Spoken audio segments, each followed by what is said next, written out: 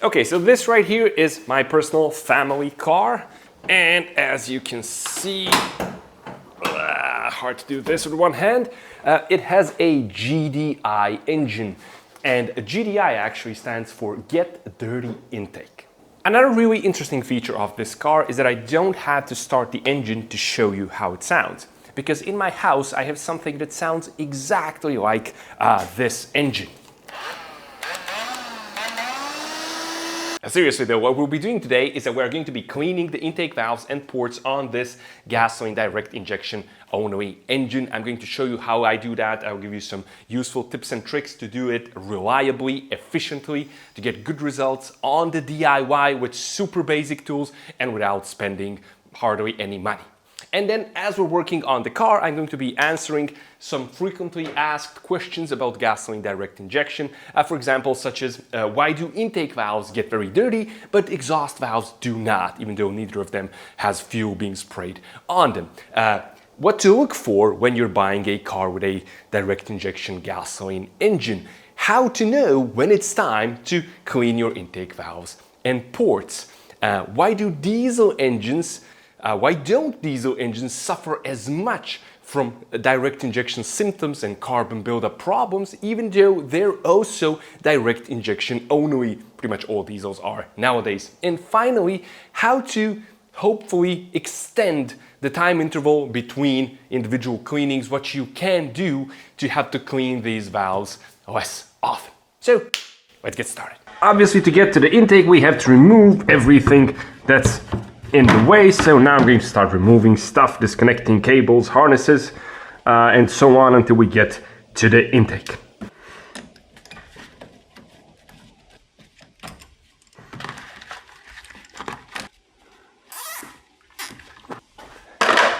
Okay, as you can notice, the intake on this car is right here. And that brings us to one of the key questions of this video, is what to look for when you're buying a gasoline direct injection only vehicle. And the number one thing you should look for is how the engine is oriented. Do you have access to the intake valves? Because you're likely going to have to clean them at some point, and if you're going to do it on the DIY, or even if you're going to pay somebody, it's a lot easier, or it's a lot cheaper to do it when you have access to the intake valves. There's a lot of transversely mounted engines where the intake is there. It's on that side. Getting access to the intake, if it's there, is extremely difficult. And even if you pay somebody, they're going to charge you a lot more working hours.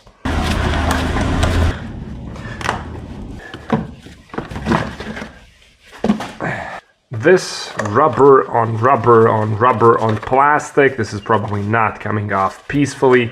High chances of tearing it. It's best left alone and just pushed to the side like this. Something else you want to avoid is longitudinally mounted engines that are pushed really far in the back for better handling, better center of gravity, weight distribution, whatever you want to call it. They're pushed far in the back, and you can usually access cylinders 1 and 2, but 3 and 4 usually access is very difficult. If it's an inline 6, then access to the last 3 or 2 cylinders can be nearly impossible.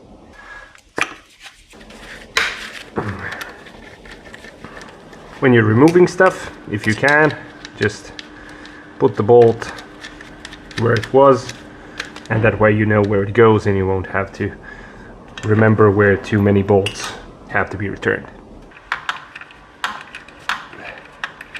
So, why do intake valves get dirty and why exhaust valves don't get dirty?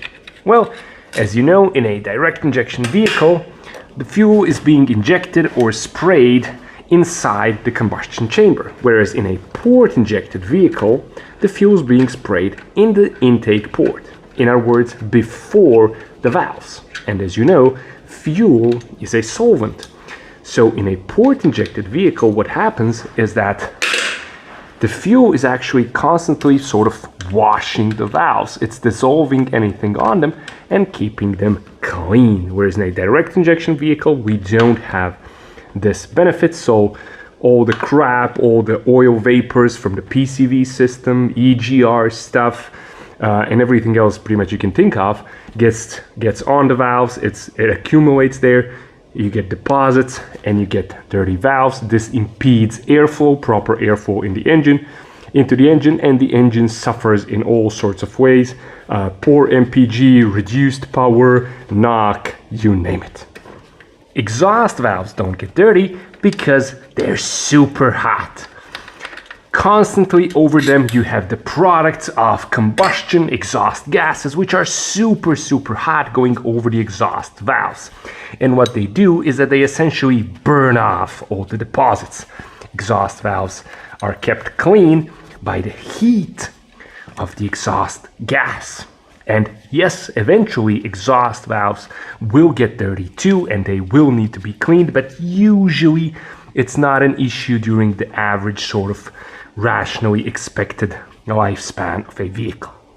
Okay, throttle body does not look too bad.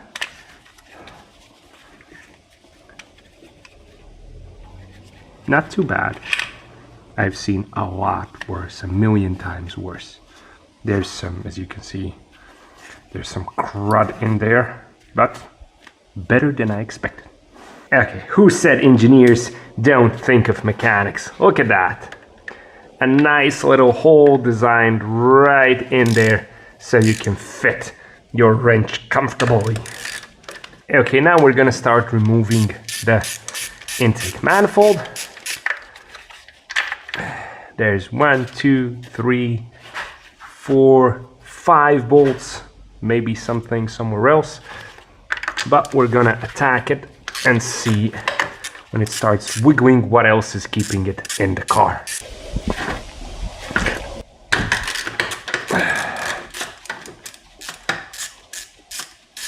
If you're buying a brand new car, you're probably going to be able to pass the issue on to the next user. I think the average person keeps a new car for around, what, 80, 90, 1,000 kilometers, maybe even less. And usually this becomes an issue at around 120,000 kilometers. And that's exactly what this car has now, 120, I think 47, I forgot, 1,000 kilometers. And I have experienced the first issues.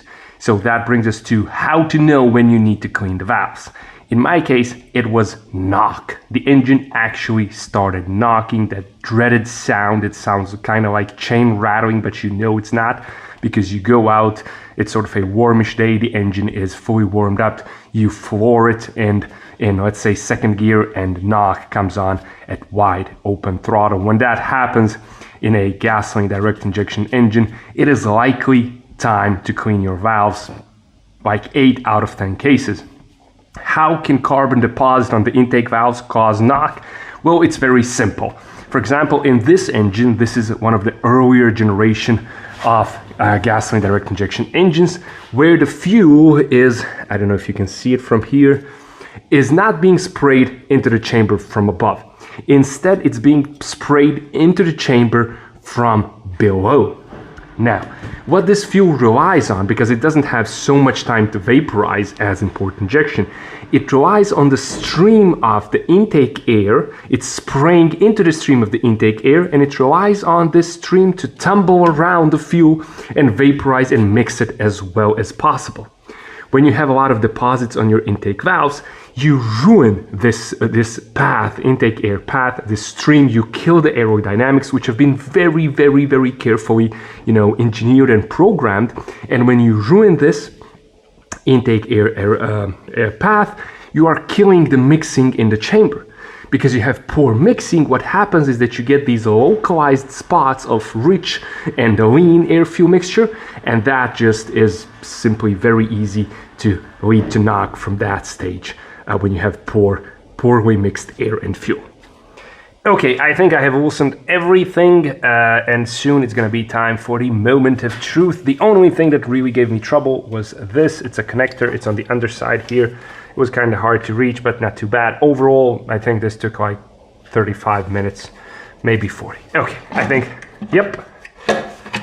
Just this. There we go. And now it is time for the moment of truth. Let's get my cell phone camera with the battery, the flashlight. Okay, that looks absolutely horrible.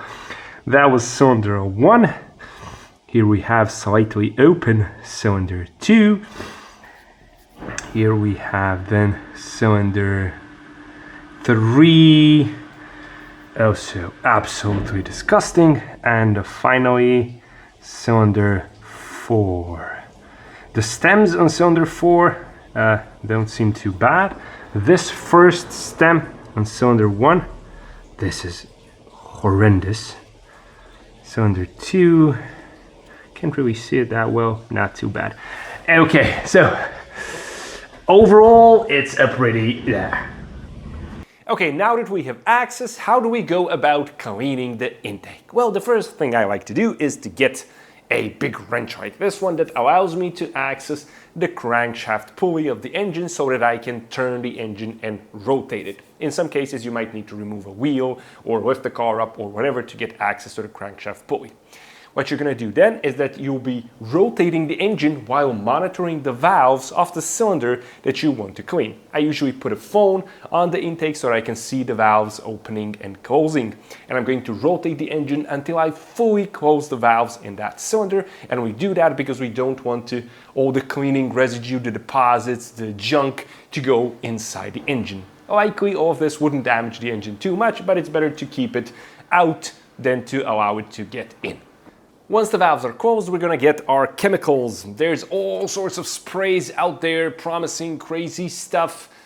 It's mostly kind of similar. None of them can do magic. What I like to use is this one from Valvoline. It's a carburetor cleaner and it has something important here saying high dissolving. And once you spray it in, you can practically see it fizzing around and eating away at the carbon deposits. This one is pretty strong. Some people say you should soak the valves overnight or whatever. I personally can't afford that. I need this car tomorrow to drive my kids to school and to buy groceries or whatnot, and I have the patience to soak them for like 15 minutes. And 15 minutes already gets them sort of loosens up the deposits and makes the next step of cleaning a bit easier.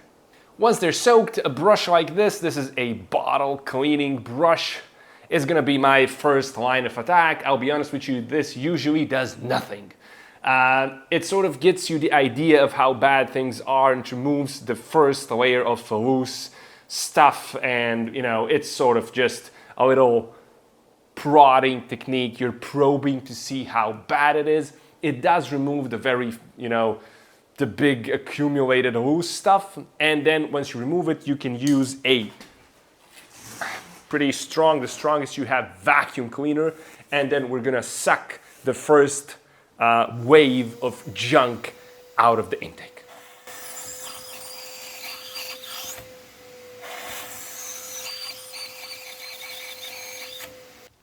Next, what I like to do is to take one of these, and this is a brass wire brush with a very long, flexible handle that allows us to get deep into the intake port and reach the valves. We use brass because brass is softer than what's inside the engine, and so we really aren't going to damage anything with the brass brushes. However, be careful, the bristles off these brushes, they can fall off while we're working.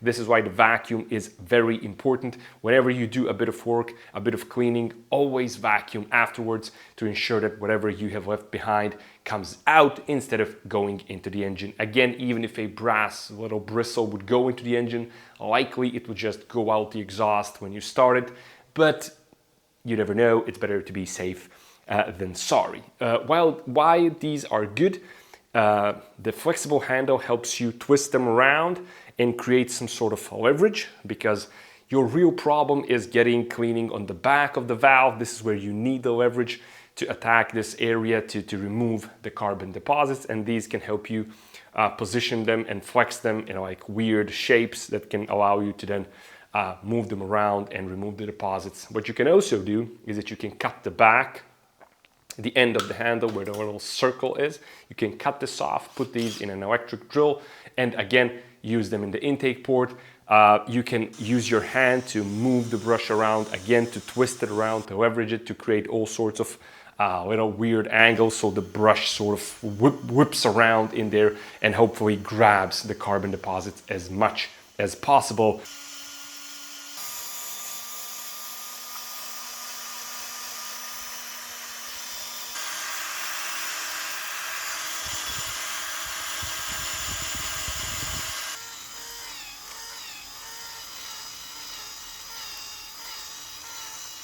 I do recommend being careful with the top of the brush, which can have a very sharp edge. You can use a file this down to hopefully reduce any sort of gouging you create in the intake port. Even if you gouge, even if you leave scratch marks in the intake port, it's really nothing serious. It's not going to do anything to the engine. It's not going to impact anything, airflow, whatever, as long as you really don't do something crazy. And as long as you vacuum everything out, even if you create a tiny little aluminum shaving, if you vacuum everything out constantly before ever turning the engine again and opening the valves, then you really won't do any damage.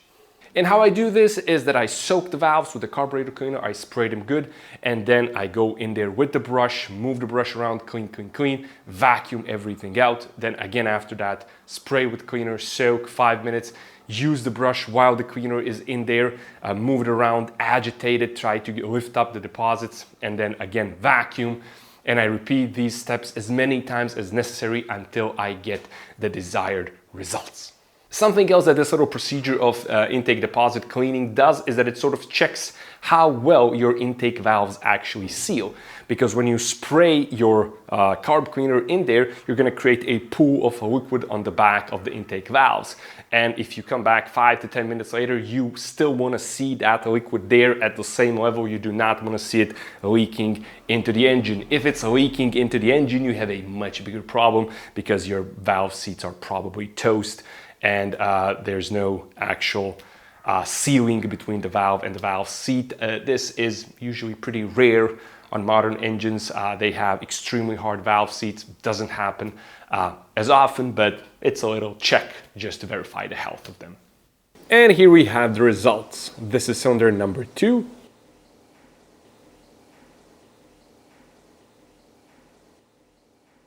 And now here we have a comparison with cylinder number 1. As you can see, the difference is absolutely massive. Now, the final thing I want to talk about is why don't diesels have this problem as much? Actually, they do have the problem. Diesel engines, they also get intake valve deposits. The issue is that they just don't hurt them as much. The symptoms aren't as problematic for a diesel. And that's because in a diesel, we are going to spray fuel into the chamber only when the air is hot enough to ignite that fuel. And as soon as the fuel starts exiting from the injector, it's already going to turn into a flame front, into combustion. So in a diesel, we're going to spray the fuel extremely late compared to a gasoline engine. And that means, number 1, in a diesel, we're really always only compressing air, so we can't get knock.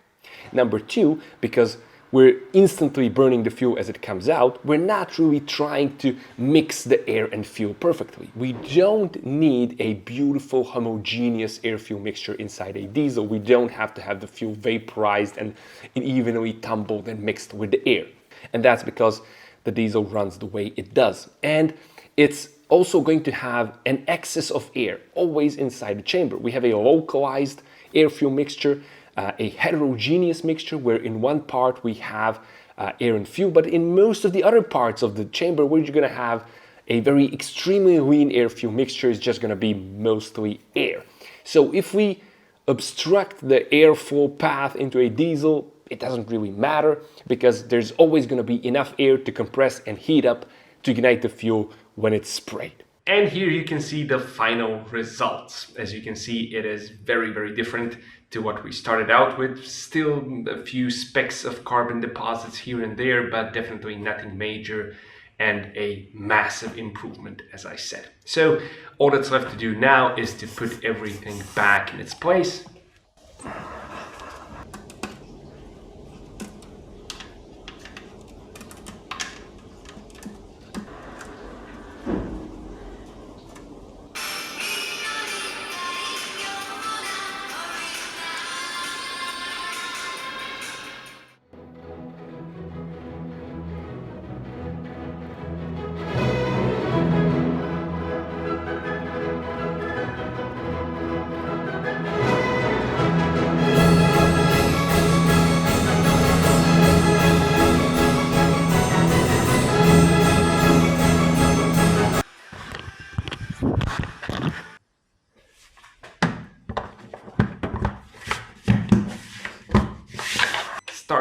car and take it for a test drive.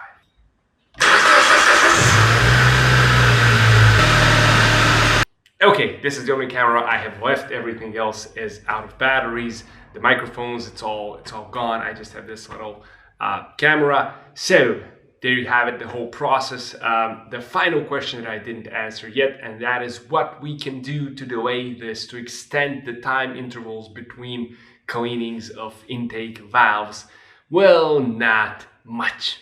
Some people say that if you drive the car hard from time to time, the Italian tune-up, they call it, that the intake valves will get hotter and it can help burn off some of the carbon deposits.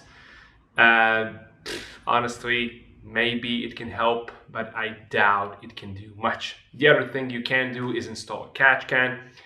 This can help and it will help a bit, but it will still, I think, delay the cleaning by, I don't know, it really depends on the vehicle, 30, 40, 50%, maybe even more in some cases. But what the catch can is, and why I'm not installing it, is that you get another thing to think about. You have to open the catch can, you have to clean it out from time to time. And again, as I said, I'm kind of lazy. And let's be honest, this was 120,000 kilometers and I needed about, I think a total of 5 hours of work, maybe 6, I haven't really counted. So 6 hours of work, let's say 7 every 120,000 kilometers. Honestly, it's not worth it to install a catch can that I have to check, you know, that I'm gonna empty God knows how many times until the next 120 hours. So 120,000 kilometers. So I'm just gonna do, I'm probably not even gonna own this car for that long. So for that reason, I'm just gonna drive it and maybe clean it again in 100 or 80,000 kilometers or whatever, because this is obviously not as perfectly clean as when it came from the factory, but it's, I think, close enough. So yeah, living with direct injection. Is it feasible? Definitely is. If you pick the right kind of engine setup, you can do this yourself easily, save a lot of money, as you have seen. So, as always, thanks a lot for watching. I hope you enjoyed this. I hope it's helpful to you. Maybe helps you do this procedure yourself. And I'll be seeing you soon with more fun and useful stuff on the D4A channel.